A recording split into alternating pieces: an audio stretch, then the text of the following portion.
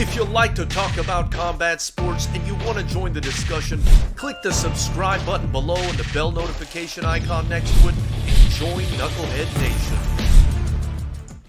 What's going on, Knuckleheads? Welcome to the live stream. Today we're going to be talking about what's next for Deontay Wilder and the heavyweight division, and we're going to have a special guest on the show, someone I'm really excited to have on. It's Coach Rage from Blackhouse MMA, and if that sounds familiar, it's because it should be. Blackhouse MMA is one of the premier fight gyms in the entire world. We've got, quite a history of incredible fighters coming out of there, including the likes of Anderson Silva, Lyoto Machida, Shaman Moraes, and so on and so forth. So extremely excited to have him on. We'll have him in a few minutes. He's one of the striking coaches, again, for Blackhouse MMA. And we're going to take this conversation about Deontay Wilder and the heavyweight division towards that interview, and obviously get Coach Rage's thoughts on that, because he's actually been involved with coaching a lot of heavyweight boxers and just fighters in general. So we're always excited to have a professional and I would say an expert opinion on combat sports and what's going on in the world of boxing and MMA. But first and foremost, we had Deontay Wilder, as we've already discussed ad nauseum, completely dispatch Luis Ortiz in brutal fashion after what we believed was one of the most kind of uneventful and, for lack of a better word, poor performances from Wilder in a very long time. He did not really get off at all until that seventh round. Is that strategic? Is that a dangerous strategy to have, if it is strategic, to wait that long to uncork your right hand, the biggest weapon in Wilder's arsenal, and probably the biggest weapon in all of boxing? It was a very sticky situation up until that seventh round, but Wilder did get the job done. So what's next for Deontay Wilder? Well, obviously, we've got next month coming up the Clash at the Dunes. It's going to be, or the Clash on the Dunes. It's going to be Andy Ruiz Jr., Anthony Joshua Part 2, the rematch. It's going to be a fantastic fight, I think. We've been talking about that fight, and I have indicated, although I may be really wrong, that I think Anthony Joshua is going to win that fight, that he's not going to close the distance the way he did against Andy Ruiz Jr. in the first fight, and I think he might come away with the victory. Assuming Anthony Joshua wins, however, assuming he wins, where do we go from there? And assuming Andy Ruiz wins, where do we go from there? Let's look at a couple of hypotheticals. So I'm thinking, assuming Tyson Fury's mind is still in the game and he doesn't become a pro wrestler, I'm thinking that Deontay Wilder is set against Tyson Fury for their rematch in February. I believe it's the 22nd of February is what they've been indicating. And then as far as Andy Ruiz Jr. and Anthony Joshua, I think the winner of that fight, if it's Anthony Joshua, I think he's going to have to give a rematch to Andy Ruiz Jr. There's going to have to be a rubber match, especially if it ends up being a close fight, which I think there's a big chance that it could be. There's a huge chance that this fight goes to a decision and Joshua wins the decision, in my opinion. Or Andy Ruiz gets him out of there early. I think those are the two scenarios. And as I've said, I believe Anthony Joshua probably 55% chance versus Andy Ruiz 45% chance of winning that fight. I just think the fight being in Saudi Arabia and obviously promoted by Matchroom Boxing and Eddie Hearn favors big time Anthony Joshua. But I think the winner of that fight, if it's Anthony Joshua, has to grant the rubber match, rematch to Andy Ruiz Jr., and then the winner of that fight will take on, hopefully, the winner of Deontay Wilder versus Tyson Fury. Now, if that doesn't happen and Andy Ruiz wins the fight, then I think he's more than solidified his position at the top of the heavyweight heap alongside Deontay Wilder. And I do think that Andy Ruiz ends up fighting the winner of Deontay Wilder versus Tyson Fury. Who wins that Deontay Wilder versus Tyson Fury fight? I have no idea. You know, I'm the kind of person who always says that skills pay the bills. And so for boxing, I would always pick the more technical guy to win the fight unless the other guy who's less technical has some incredible advantages or attributes that could overcome the technique. And that's precisely what we have in Deontay Wilder, who has the most monstrous right hand probably in the history of boxing. One of the top 5, top 10 biggest punches in the history of boxing. I'm not going to go out there on a limb and put him at number 1 biggest puncher, but I will say that he's got to be top 5, top 10 in the way that he just lands that right hand and puts people to sleep. And because he has that fantastic attribute, it's just a very hard fight for me to pick. I'm going to gravitate towards the guy with the better technique, and I think Tyson Fury has superior technique to Deontay Wilder. I think a lot of the guys that fight Deontay Wilder have superior technique to Deontay Wilder. And as we saw in the fight on Saturday, Luis Ortiz Jr. was outboxing Deontay Wilder, at least on my scorecards. It was a shutout. I mean, I would be extremely pressed to find even a single round where I can clearly score it for Wilder from a boxing judge's standpoint. So just a very, very confusing situation if you're betting on the fight between Wilder and Fury. But I am hoping that the heavyweight division continues to sort itself out and give us great fights in the process. And I do think that eventually the winner between Ruiz and Joshua on one hand and Fury and Wilder on the other hand are going to have to clash. Maybe we get the losers clashing, and then maybe, just maybe, we get my boy Andy Ruiz, or rather Dillian White, in the mix. That would be something really exciting to see. And some of the other top heavyweights that are coming right now, Filip Hrgović, Efe Ajagbe. I still think Joe Joyce is one of the best heavyweights in the world. People say he's a little bit slow, but whatever. I think the guy's a beast. Derek Chisora, I'd like to see him continue to fight. He had a great performance against David Price, who admittedly is way past his expiration date. But still, I would love to, see more action in the heavyweight division and see some newer guys get the opportunity to fight. And as I mentioned, I was a little bit disappointed in Deontay Wilder fighting Luis Ortiz again. So before I continue, guys, if you haven't already, if you're new to the chat, or even if you're not new, hit that subscribe button, the bell notification icon as well. It's right here. It lets you know when we're on. We do this Mondays, Wednesdays, and Fridays at 7 p.m. Pacific. And we also go live for the post-fight show immediately after all the big fights. If you donate in the super chat or get your Fighters Rep gear from the links below, or even if you click the Amazon affiliate link in the link below for Black Friday, you don't have to buy the wrist or the hand wraps it takes you to. You can buy anything after clicking that link, and it'll amount to a donation of Fighters Rep and helping us build this channel. And the only kickboxing promotion in the entire state of California, Fighters Rep promotion. So really appreciate you guys. And let's see what everybody's saying here. John Wake, thanks for joining the chat today, brother. He says, what's next? Probably more of Wilder dressing, like a Chinese cartoon character. I thought that was a really funny outfit, but at least you got to give him credit for trying to spice up the ring entrance. It wasn't Israel Adesanya. It wasn't, but it was a good effort nonetheless. A little bit ridiculous, maybe in some people's eyes, but I thought it was awesome. And being a big fan of Mega Man, I don't know if any of you have ever played Mega Man growing up, but I loved the Mega Man video games, and he really looked like a Mega Man character to me. He looked like one of the bosses in Mega Man, and I thought that was kind of badass.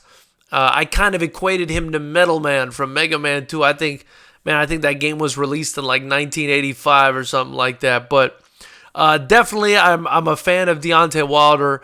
Whether it lands or not, it doesn't matter to me. As long as he's trying to spice up the heavyweight division, I think he's doing a great job just with his fighting. Everything else to me is just an added bonus. Chemical X, thank you for joining, brother. He says, I have the AJ Ruiz fight playing out just like the last time. It'll probably go a bit longer, though. So Chemical X sees the fight playing out the same as last time. He sees AJ getting the knockout again, I'm assuming. But Chemical X, I would ask you this. Had Joshua not dropped Andy Ruiz and stayed on the outside and stayed long, or rather, had he not closed the gap after dropping Andy Ruiz and stayed long and fought a smart fight, do you think the fight would have played out the same way or ended the same way? That's my problem with that fight and in picking Ruiz again. Among other things. But one of the main things for me was I felt like Anthony Joshua closed that gap, closed that distance for Andy Ruiz because he thought he had him hurt. And obviously that's Andy Ruiz's wheelhouse against a taller guy like Joshua, and he got him out of there. John Wick says Ruiz has been fighting guys with longer reach most of his career. Ruiz will close the distance and let his hands go. He is faster. Ruiz Jr. is a far better counterpuncher. Hey, I might be eating crow when we come back here after that fight. You know what I mean? Ivan Calderon says, you kind of remind me of MMA journalist Luke Thomas. Thanks a lot, Ivan. Thank you a lot, brother. I thought we were friends. John Wick says, Ruiz Jr. on the inside for Joshua is very dangerous. I agree. And he says, smash that like button. For sure on your way in, and even if you're already in here, smash that like button, guys. I really appreciate it. If you're watching on the replay, like, comment, share, subscribe. Tell us what you think about the future of the heavyweight division. Who do you think is going to come out king? That's interesting to me. I mean, the heavyweight division is so exciting now. Who comes out king in this thing? John Wick says, if Wilder fights like he did against Ortiz, Fury will tear him apart. That's possible. But also, I mean, you got to remember, if he lands that big right hand that he landed on Ortiz, it's over. So, I mean, that's a crazy matchup, man. That's a crazy matchup, and we really have no idea what's going to happen. My brother's in here, Jamaican Boxing. Thank you for joining, brother. He says, I know Dillian White is your guy, but why can't he find his B sample? Leave the man alone. He'll find it eventually. I'm sure it's, or maybe he injected it already. I don't know. No, I'm just teasing. But we'll see what happens with that B sample. John Wick says, yeah, that's my game, Mega Man. You see, John Wick knows what I'm talking about. Chemical X says, the fight would have ended the same way because AJ tires after round 6. He gets dropped in almost all his fights. John Wick says, Ruiz Jr. will win. You think, but it will be a closer fight. Or I think is what you meant to say. So John Wick Jr., I mean, it looks like everybody's against me in here so far that they think Ruiz is going to win the rematch. And then Muay Thai 23 says, Joshua got put into a food coma by eating too many overhand tacos. That's just absolutely ridiculous, Muay Thai. So at this point, let's call in our... who I'm just going to call an expert, Coach Raging from Blackhouse MMA. Let's see if he's available right now.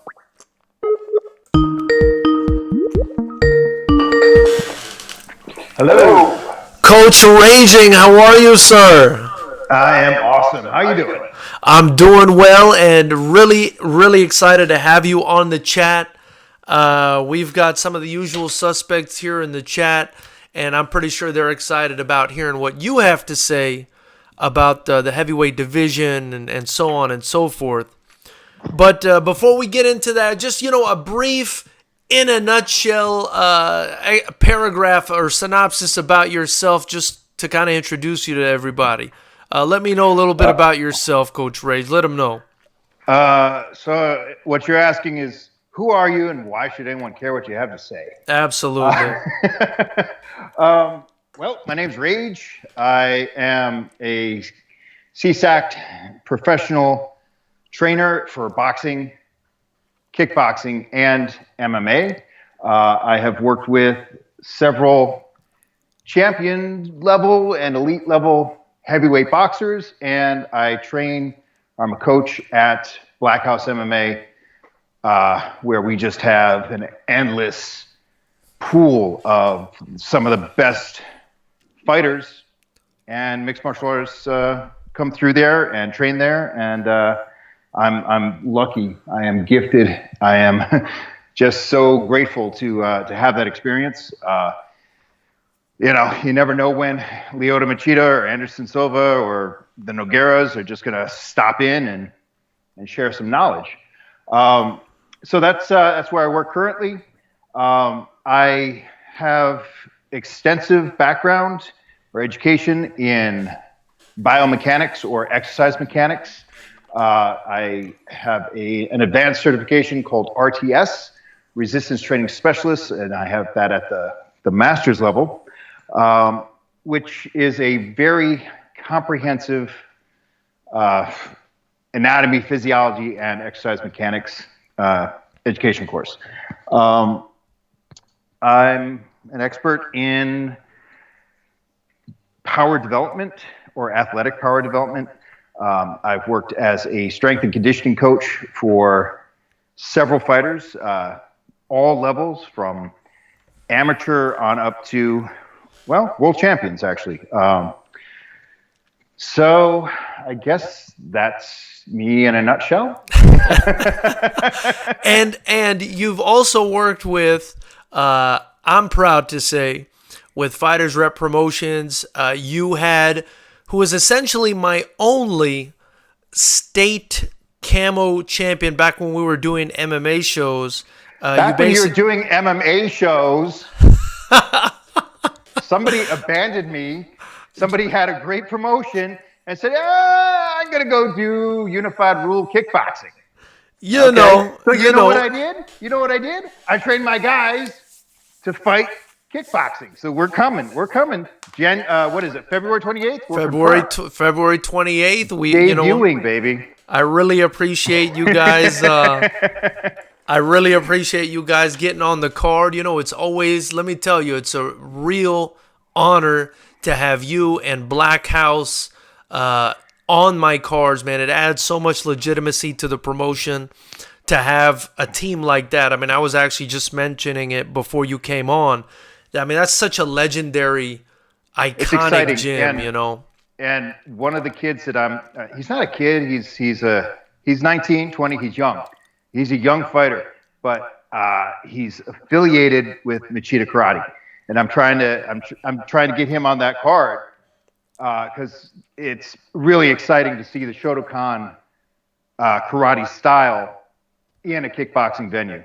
It blends so well with the unified kickboxing rules, and it gives it a new flavor and something really exciting.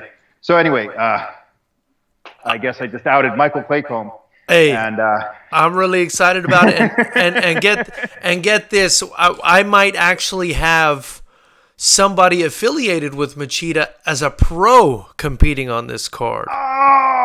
So how perfect could that be? I'm licking my chops right now, but so I wanted to get your thoughts on something. I cut you off, George. You were talking about the last Fighters Rep MMA. That's right. That Troop and I cornered some fighters. Yes, I mean you obviously you had Danny Arpahan, who was cruiser, who on my show on Fighters Rep 4 won basically the best cruiserweight in the entire state of California, and Fighters Rep, and the Fighters Rep promotional title. Yep. And, that means you're the man at that weight division in California. And just so people kind of understand, I mean, cruiserweight for camo, I think, is like 200-pound limit and maybe just above. I mean, so Danny can fight, a heavyweight or just underneath, and he's basically the man in that weight class, or at least you coached him to that level. And I thought that was a pretty special thing. I mean, that was the only camo state champion that I ever crowned, and one of the few. I mean, it doesn't happen that often. So, Well, if you still did MMA, I'd have a few others for you. well, we'll see what we do. We'll see what we do in the world of kickboxing, Coach Reyes, for sure. Well, we're gonna take that over. For sure. Fighters Rep is gonna bump Glory out of first place. Yeah, that's what we're aiming for. I don't want guys to have to wait for Glory to come to the United States. I want them, the guys that are right here to have a place to compete when they're not competing MMA or something else. And since we're talking about Glory, our friend Nathan Ward made his Glory debut and did excellent. And our other friend Tiffany Van Soos is the bantamweight champion. Very nice, man. Very just happened last weekend, yeah. And these are all Blackhouse affiliates. We'll call them Friends of Blackhouse. Friends of Blackhouse, okay. Or we could call them Friends of Rage. They'd be okay with that. Awesome. So what we were talking about before we got you on, Coach Rage, is we were talking about Wilder and the heavyweight division and kind of where it's going. Yeah. First and foremost, did you watch the fight on Saturday between Wilder and Ortiz? I watched the updates, and then I got a little nervous because I don't get DAZN. There's only so many subscriptions I can do, and then so once it went down, I went back and watched. Like on YouTube, I watched. I watched the fight. Yeah. So. Okay. But I didn't watch it live. I watched it immediately after. What did you think of Deontay Wilder's performance? I know you've got this one bell sort of ideology that I love, and I know you appreciate the way he finishes fights because that's what you kind of encourage your fighters to do.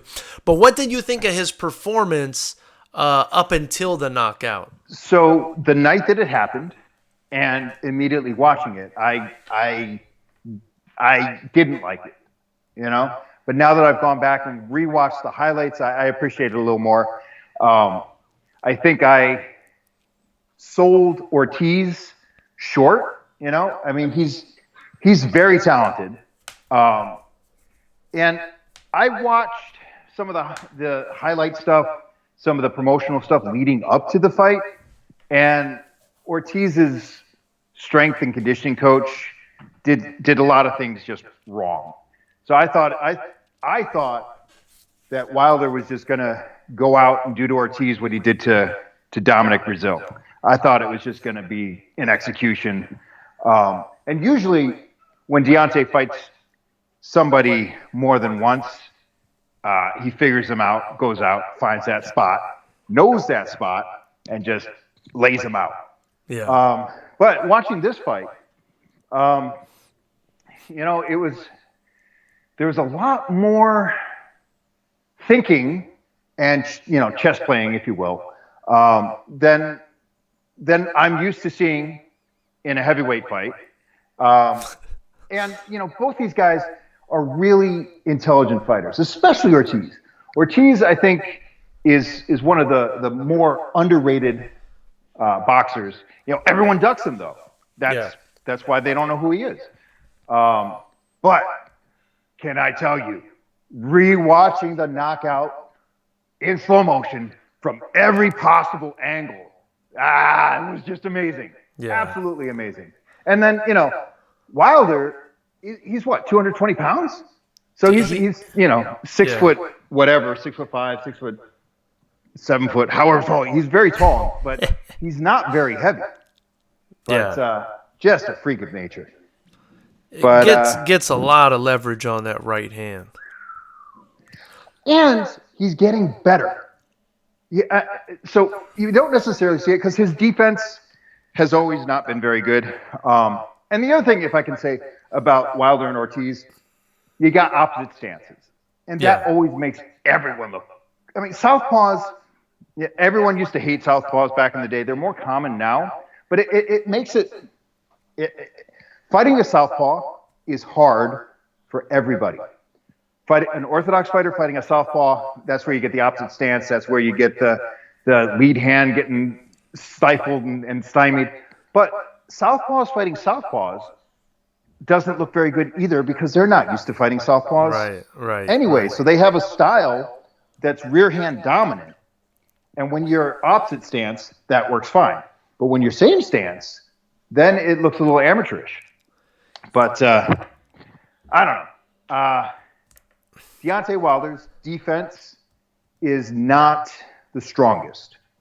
But his range and his reach is so long, it's hard to get in on him. Yeah. But he's getting better and better, and he's getting more and more technical. So I'm a nerd. I go back and I watch stupid little details, but the placement of Wilder's feet is getting better each fight. He's going more to a more traditional, what we call heel-toe stance, where the back foot is at 90 degrees, the lead foot's at 45 degrees, and your weight is shifted back a little bit towards the power hand, and your rear shoulder is lower than your lead shoulder. And that's the old school traditional power puncher heel-toe stance, where, back, I met Deontay personally somewhere around 2010 or 2011. Back, Audley Harrison. Yeah, he was fighting David Haye. And in his camp, he brought in Deontay Wilder, Joe Hanks, and Malik Scott as sparring partners. And all three of those sparring partners were undefeated at the time. And I met Deontay, had very little idea who he was. And I, kind of said to my guy, I'm like, he only got third in the Olympics. He's only a bronze medalist. Why does he act like this? Why is he so crazy? Why does he jump off the camp? He's just playing. Why is this guy here? And Joe said, no. Yeah, he hits harder than anybody I've ever met. Wow. I said, really? He said, yeah. And that was 9 years ago. And that's Joe Hanks telling you this. That's Joe Hanks telling me this. Yeah, Joe Hanks, who's sparred with Klitschko's, sparred with the who's who's. I mean, he's fought Andy Ruiz. Should have beaten Andy Ruiz, but didn't go his way. Yeah, that was fun. And that was actually around that time. That was right around that time. Shortly after Joe and I met Deontay. Well, no, Joe goes back with Deontay. He knows him from the amateurs. But back when I met Deontay, then we went to Macau, and that's where Joe fought Andy Ruiz. And found out that Andy Ruiz hits really, really, really hard. Flying home on the plane, we were talking, and it was a goddamn long flight. It was something like 20, I don't even know. And layovers, and it was just like, and then there's nothing worse than spending a week in China eating food that you don't really trust, and then flying home after a loss. Sucked. So Andy Ruiz, obviously he's fighting Joshua next. That's another thing I wanted to ask you about. Fighting him again, yeah. Coach. Who do you see winning that fight? I can't pick. My initial thing was, of course, Ruiz is going to win again. But now, right? So I'm not sure how much insider information I can spread here, but so Freddie Roach trained Ruiz a few times and worked with him, and throughout Ruiz's earlier career.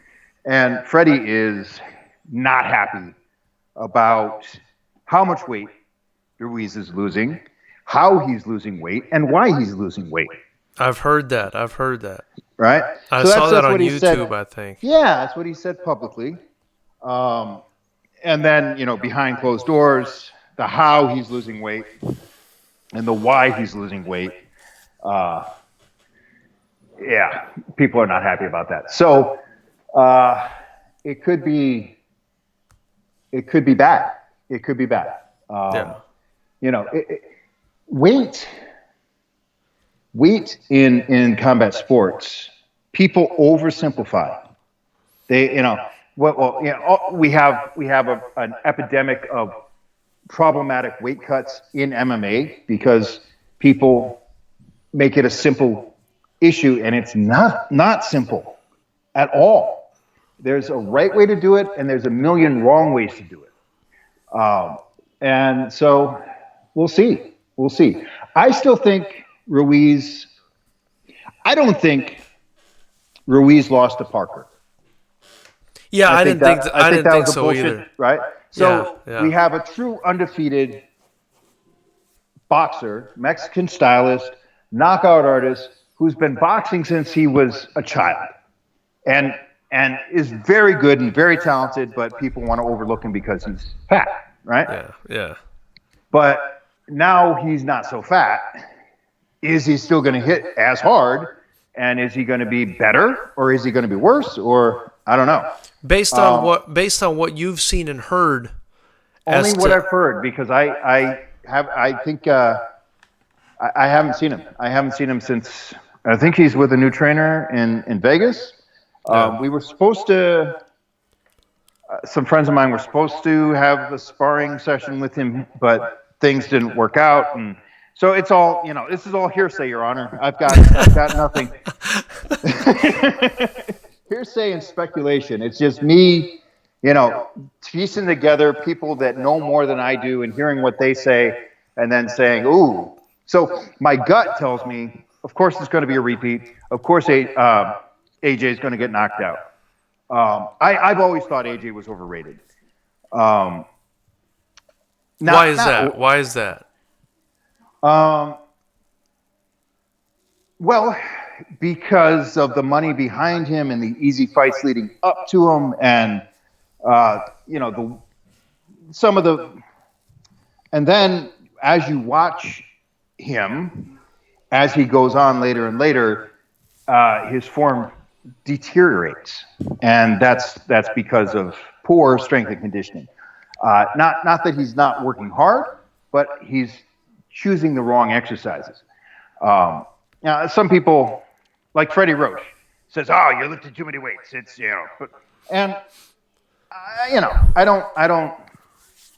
I'm pro weightlifting, but there's a right way, and you got to be careful about what exercises you use, what exercises you choose, and you can tell from the way his skill degrades as he fatigues that his S&C is not optimal. So, and he's British. So no, that's just that's just me poking fun at my limey friends over on the other side of the country or ocean. So just so you know, we've got Jamaican Boxing in the chat. He says, "Ask Coach, how much would he pay me to coach me for an upcoming bar or backyard scrap?" I think he's asking how much he would have to pay you to coach him for an upcoming bar or backyard scrap. I'll let him know that they can find you at The Rage NG on Instagram if they want to reach out to you. There you go, Jamaican Boxing. Very good. Coach Rage, unless he's flying me out to Jamaica. now we can talk. Well, I think he's part of the Jamaican diaspora. He may be in Canada, so I'm not sure how willing you'd be to go to Canada in that ice cold weather. Maybe he comes down here to Blackhouse to see you, Coach Rage. Or Jamaica, Queens is out of the question. There you go. I lived there for a while. I don't need to go back. There you go. And you're a New York native, is that right, Coach Rage? Yeah. I was. Yep. So I wanted my life in New York City. Yeah. So I wanted to touch on the Ruiz Joshua thing. So I think it's going to be a close fight. I can see what most people are saying and why they think Ruiz is going to win.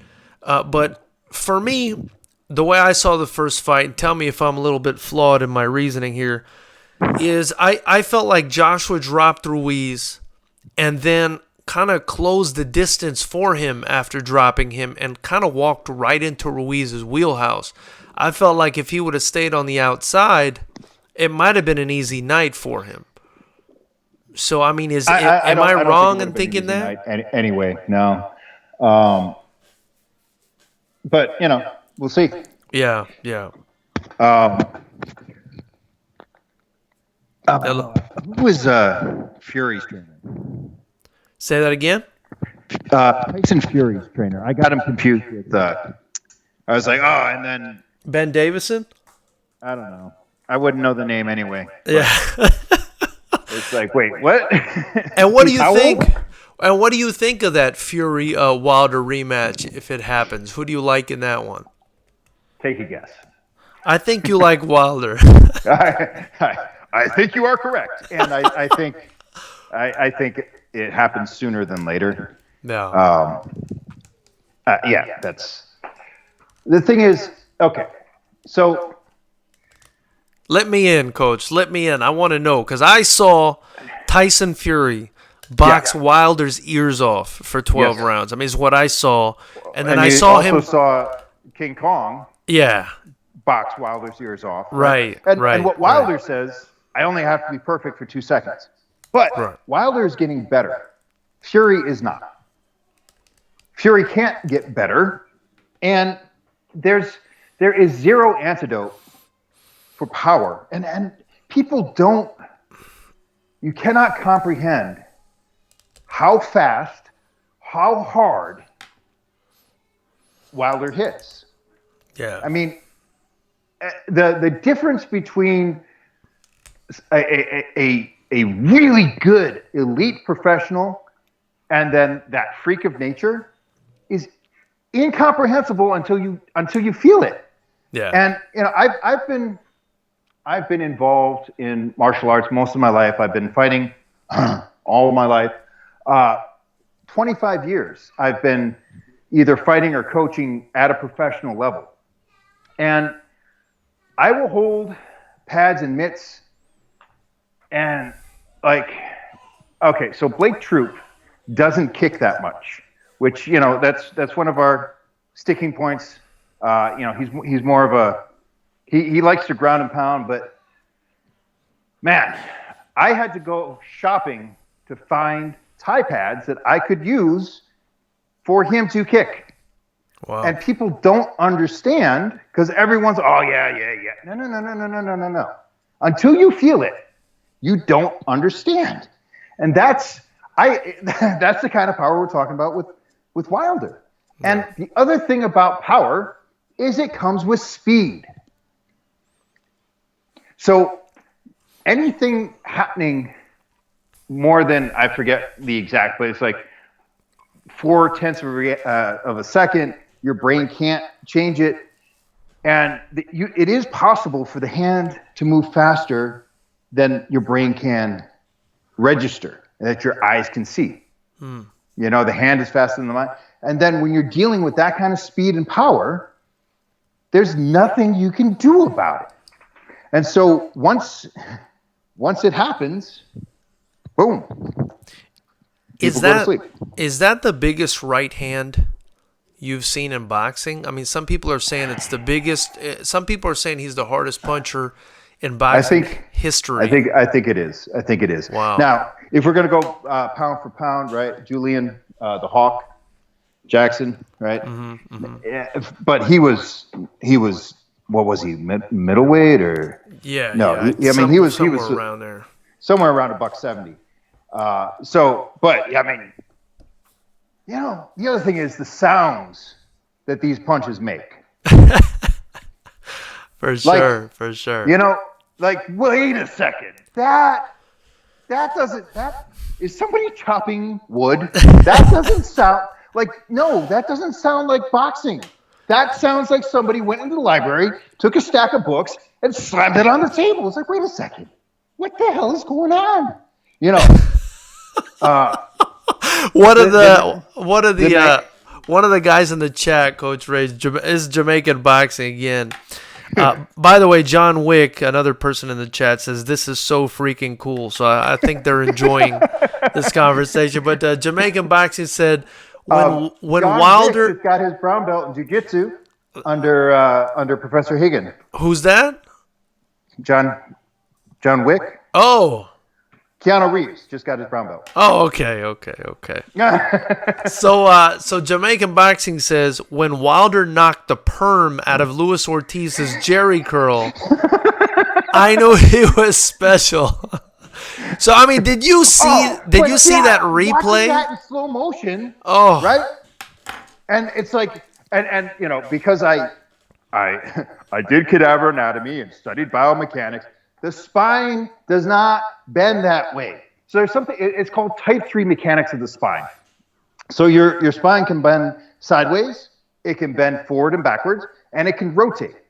And anytime you do one, so if you bend your neck forward, you're limited how much you can rotate and side bend.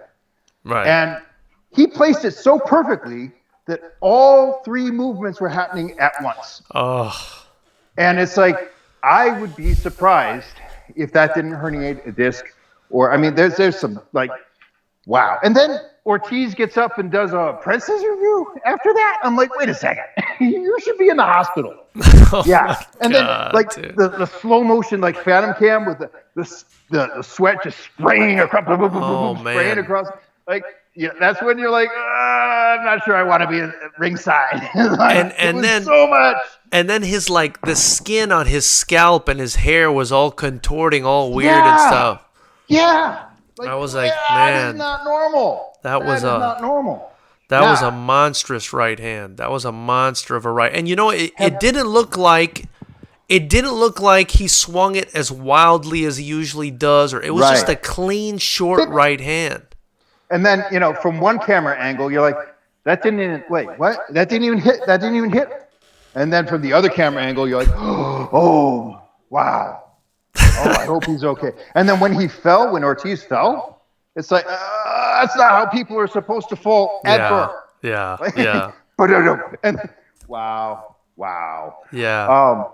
Have you heard of, I don't know how to say but his name is F.A. Ajagbe, yeah, we were actually talking about him before you got on. F.A. Ajagbe, he hits really hard as well, I think, right? And his fists make noises that are not. You're not supposed to hear that. Like, wait, there was a movie. It was a cheesy ass movie. Clint Eastwood and it was like Behind the Curve. I don't know. It was a baseball movie. And he was like a recruiter or something. And he's like, he wasn't even watching. And she's like, how do you know that? Oh, I hear the sound it makes on the bat. But it's like that. It's like, wait a second. That is not normal. And then, F.A., I don't want to, but Ajagbe? I think it's Ajagbe. I think so. Ajagbe. Do you remember the guy that dipped out? It was against him. There was a fighter that just walked away from the ring, right? Yeah, it was like the fastest win ever. It was 1 second into the fight, and the guy just left. Ajagbe just I think it was Ajagbe. Maybe I'm wrong. Maybe it was Dubois, but he just fought a really tough Turkish guy too. And he went 12 rounds or something like that. I'm not sure if it was Ajagbe, but I mean, my point is, I'm really excited about the heavyweight division, Coach Rage, because, man, ever since Klitschko kind of got derailed, now you've got all this talent rising to the top. You know what I mean? Yeah. So who do you like? There are a lot of guys I like. I know this is a bit of a conflict of interest, but I think Joe Joyce I think Joe Joyce is a really good heavyweight that hasn't gotten the opportunities that he deserves. Okay. I'll let you have that opinion. Yeah. For anyone that's listening, the reason this is a conflict, I can't get out of my own way. My good friend and a great fighter, Joe Hanks, fought Joe Joyce, and we'll put "fought" in quotes. He went out and he just got knocked silly.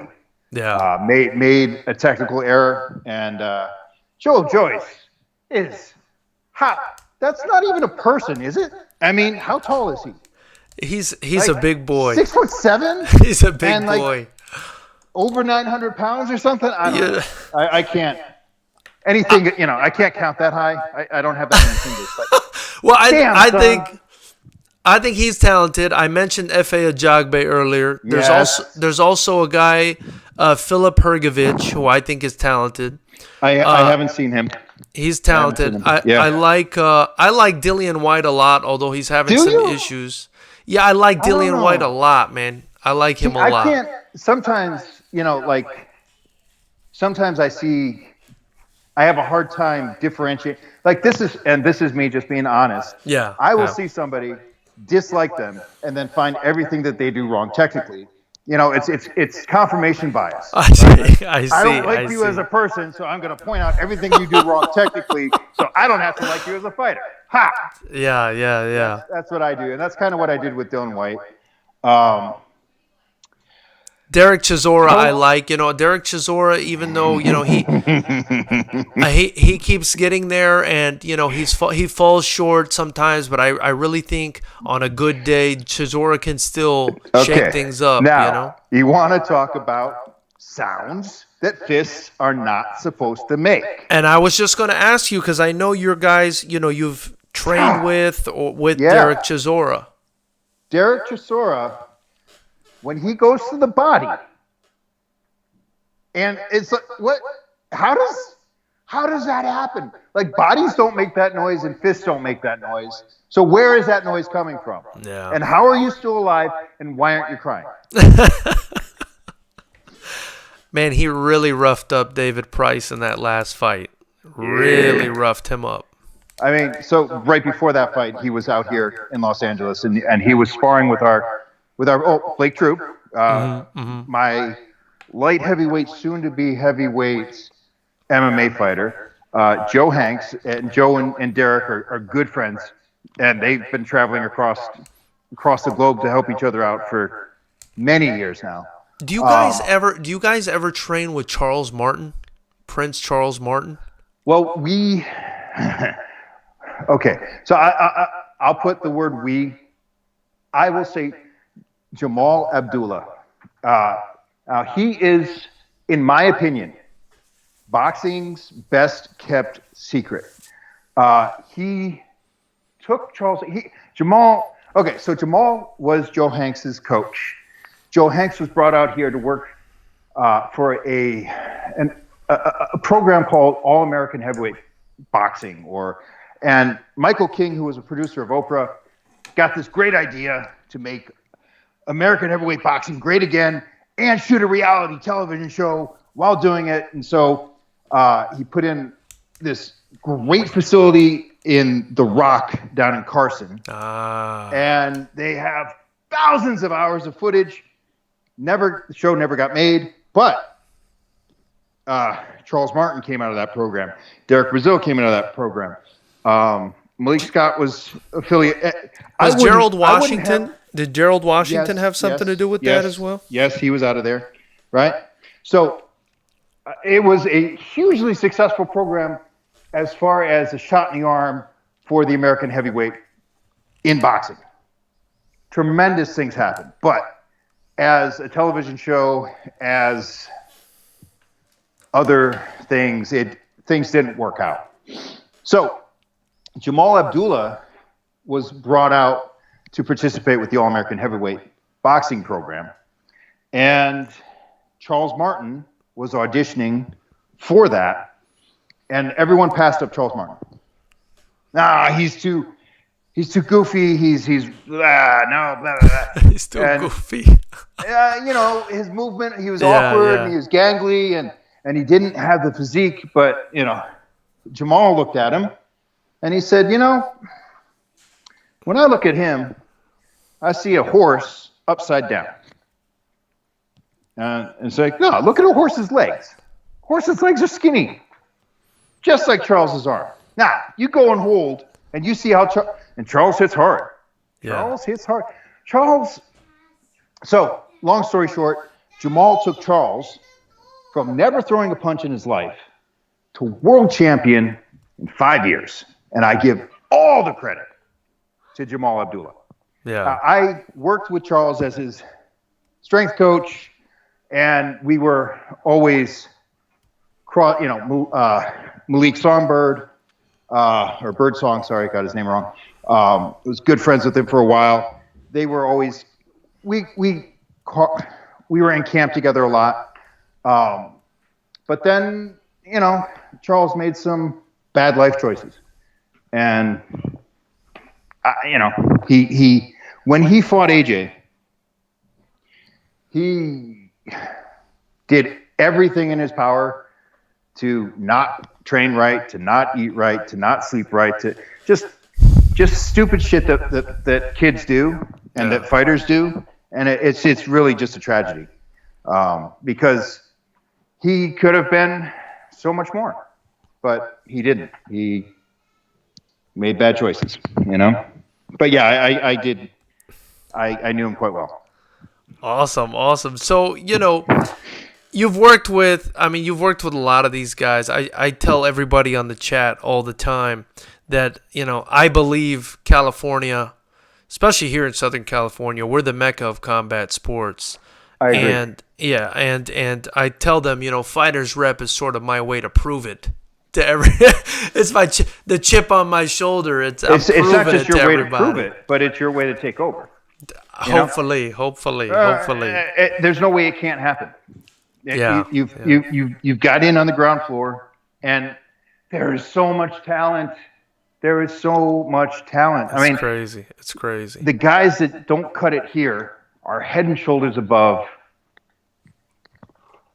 the rest of the country. It's ridiculous, and it kind of sucks, because it gets a little incestuous. I mean, that's not the right word, but everybody knows everybody and everybody fights everybody, right? Yeah, and it's like, wait a second, what? Wait, you're taking this fight, but he was just in our training camp, and it's even worse than MMA. Worse than MMA. I mean, the talent is immense. Southern California. If you think, just think about, it's where MMA started. We have just all the the best of the best, and then all their offspring. Yeah. Also, Guru Dan, Sano, teaching. It never ends. Yeah. And Hyacinth and CSW and CMMA, it just keeps going. Crazy. But it's crazy. Everybody knows everybody. And so, hey, you train with people in your own weight class, and I need to get better at wrestling. Can I come in? Oh yeah, come on in. We'll work off the cage. And then 6 months later, you're offered that fight. Now, do you take that fight and fight somebody that you're friendly with? Yeah. Or do you possibly not fight again for another 3-6 months? That's the problem. That's the problem. We've only been doing amateur shows so far, but so far it's come up a few times where it's like, well, no, I train with that guy, or I'm that guy's striking coach. I can't fight that guy, or you know what I mean? There's always a conflict. I know. And and then it's like, well, what do? Do you bring guys in from another state just to slaughter them? And I know I've got people in other countries and other states that are hearing this and that are going to hear this, but I'm not speaking out of, I'm not wrong.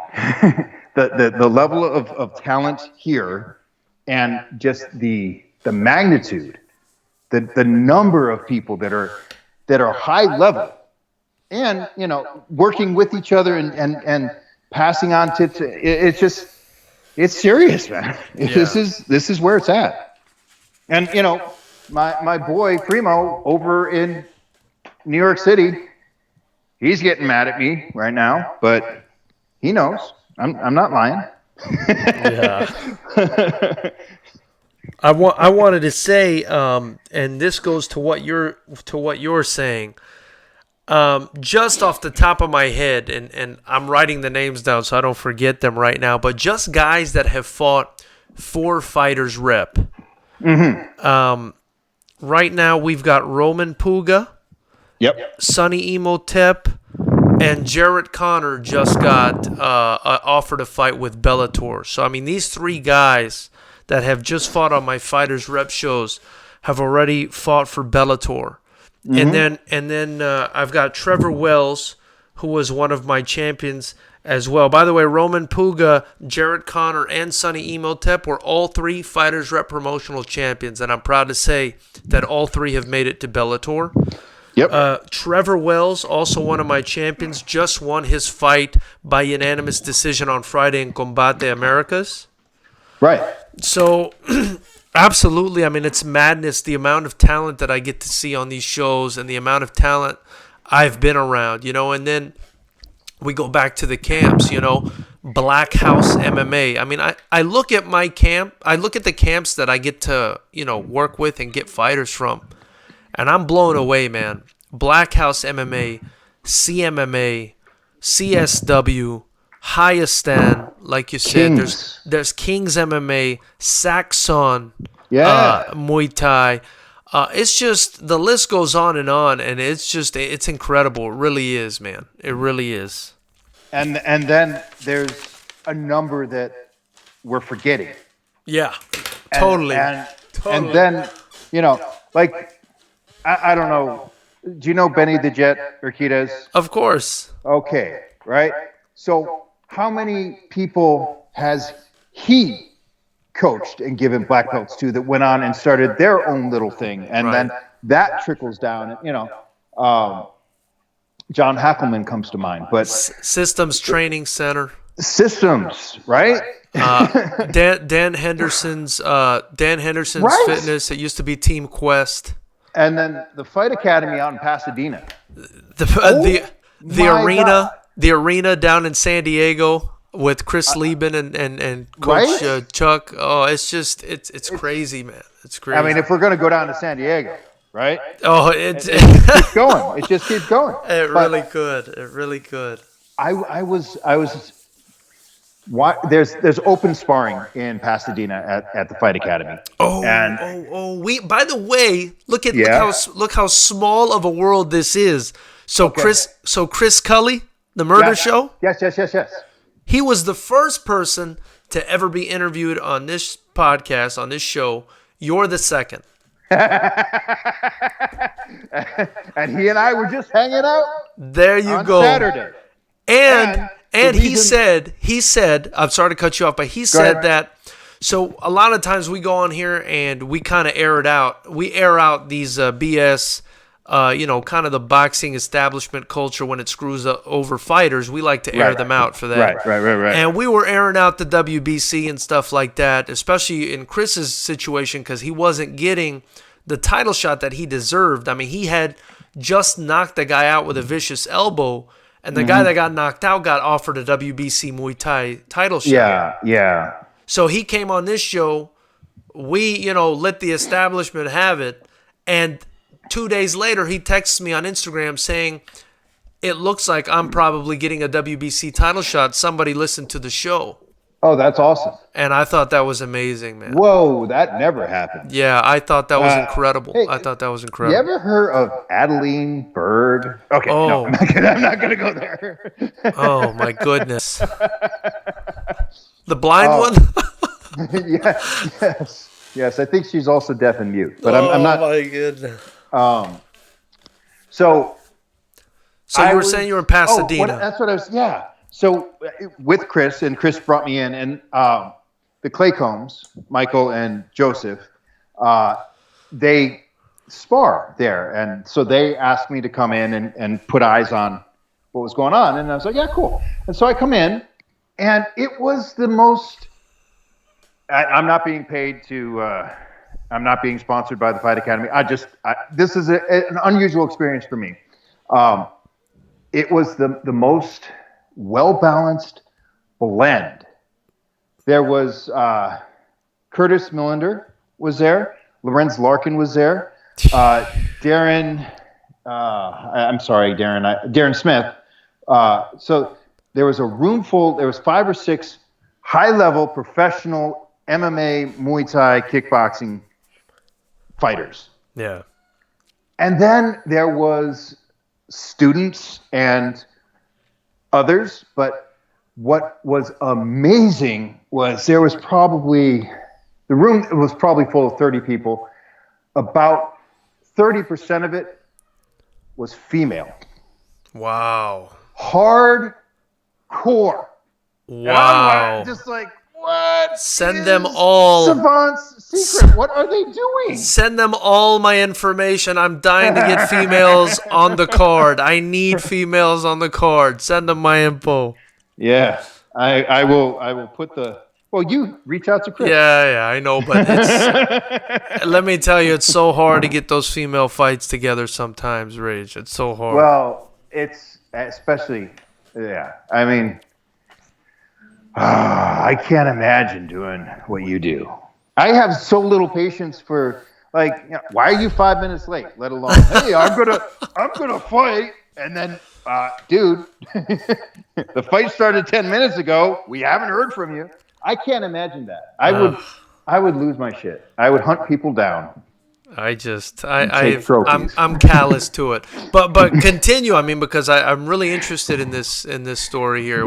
You said 30% female. Yeah, and good. Oh my God, there was like I don't know any of their names, but this one, I would say she was 112 pounds. Yeah. Petite.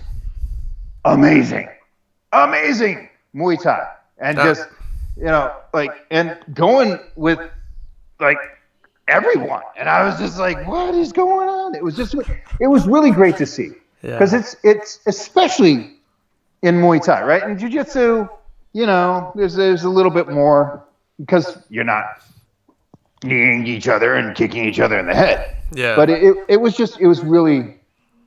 good to see. I don't know. I like women fighting. I like men fighting. I like fighting. I think more people need to do it. I actually saw a picture that they took. Typically, they take a picture and they post it. At least Chris does. Oh. And I saw a picture that they took and posted. I think it was from last Saturday's sparring, because it's Saturdays, right, that they do the sparring on? Yeah. Man, and it looked like there were 200 people in the fucking room. It was insane. Yeah. It was insane. So Savant Young, who owner operator, man, I'm like, so nice, so cool. Yeah, all right. And I mean, okay, it was my first time there. It's between Tiffany's and the Cheesecake Factory. Wow. In Pasadena. This is where we have hardcore chicks kicking each other. And what the hell, man? What the hell? This doesn't seem right. And Pasadena, like, I don't know much about Pasadena, but it doesn't sound like a hardcore town to me. But it was really cool. It was exciting to me. And by the way, Chris was supposed to fight his next pro fight for me in February, and that's why I was in touch with Chris, and that's why he texted me. He basically told me, I got bad news for you. I don't think I'm going to be fighting for you. And I said, right. Why not? And he said, I might be getting a WBC title shot. I said, then that's just fine, bro. If I'm remembering correctly, it's I believe it's in New York City. I'm going to say Brooklyn, March 17th, which is not only St. Patrick's Day, but it's also Muay Thai Day. Wow. And it's like within a week of Chris's birthday, but I didn't know that. He told me. But well, I don't want to jinx it. I mean, obviously, I want it to happen for him, and the fact that, you know, him getting on this channel had something to do with it makes me even happier to be involved with him. And I just want these guys' success, man. I don't care about really anything else. I want to build the brand, but I want these guys to win. So when he told me I can't fight, I'm going to be getting this title shot, I said, dude, do your thing, brother. I hope you win that shit. Just let me touch it when you come back with it. I just want to touch it. So, February 28th, Fighters Rep. February 28th. Fighters Rep, and that's in the Ames Sports Center in Seal Beach, California, correct? That's the one. And it's a pro-am show. Yeah. And how many pro fights do you have? It'll probably be 3 to 5 pro fights, and then okay. the undercard will be amateur. I think they're only allowing for a maximum of 16 fights, unless I do 2 cards. So if there's 5 professional fights, that would be 11 amateur fights. Correct. Okay, so that means all of them are going to be Blackhouse. All right, cool, cool. All right. We were just talking about all the camps we have here, Rage. You're gonna get me excommunicated from the game. Yeah, I'm joking. But anyway, Coach Rage, I think we only have 7 guys. But anyway, Coach Rage, I really, really appreciate you doing this, man. You're definitely the kind of person that we're gonna want on here more than once. This thing's already been going on, believe it or not, for an hour and 5 minutes. No kidding. Yep. Man. I've been live for an hour and 5 minutes. So wow. Before my wife goes crazy on me, I'm going to end this chat. But I wanted to thank you so much for joining us, Coach Rage. I'm sure everybody appreciates your insight a lot. Wow. And that flew by. I hope I made sense. Yeah, 100%. 100%. And I can't wait to have more of the guys on the Fighters Rep cards, man. I really appreciate it. Yeah, man. So anything you want to say before we let you go? Tell people where to follow you on social media and the like. Oh, yeah, you can find me on Facebook. My name, Rage, R-A-G-E. My last name is Ng, spelled N-G. And if you put it together, I am raging. And on Instagram, it's T-H-E, raging. And I have a YouTube channel. You do? I do. And it gets a little cerebral, but I talk a lot about strength and conditioning and point out a lot of mistakes that are happening at the professional level of combat sports. And if you just throw my name into the search bar, Rage Ing, you'll see my ugly face. Well, thank you, Coach Rage, and hey, everybody in the chat, thank you all for joining. We appreciate you guys. We'll be back on Wednesday at 7 p.m. So and I'm expecting a message from Jamaica, and I'm gonna keep sunny thoughts in my head. That's right. And until next time, everybody, keep it clean and have a good night. All right, brother. Thank you. Man. Thank you, Rage. Bye.